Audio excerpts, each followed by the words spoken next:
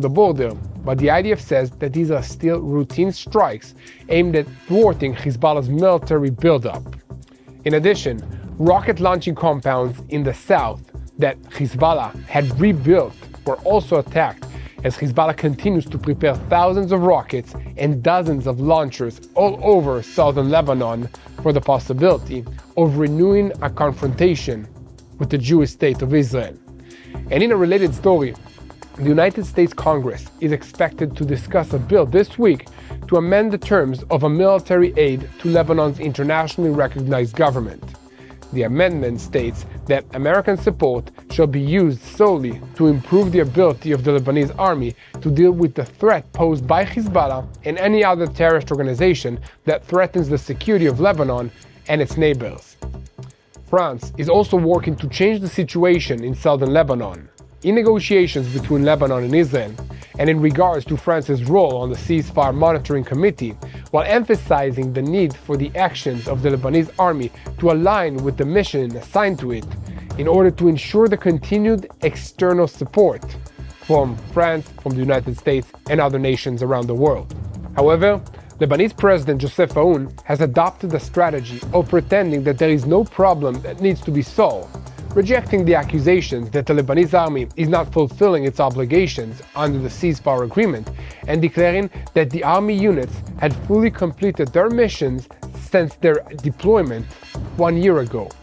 And meanwhile, the Lebanese newspaper Nida El Watan reported this week that about 15 days ago, 4 UAVs were confiscated as part of a shipment that arrived from China via the port of Tripoli in Lebanon. According to the report, which cited senior security officials,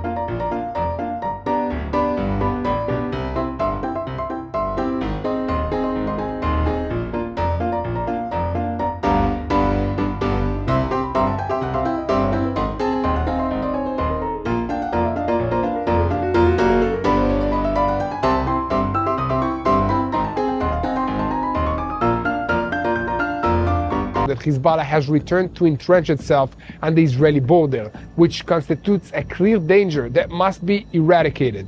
But his desire for peace at almost any price has so far prompted him to hold back on Israel's plans to hit Hezbollah with heavier strikes. Another factor that intelligence directorate personnel are monitoring is regional developments. For instance, recently the Iraqi government published a new list of terrorist organizations in which surprisingly the Houthis in Yemen and Hezbollah in Lebanon are appearing. The move sparked harsh protests from pro-Iranian factions and elements in Baghdad.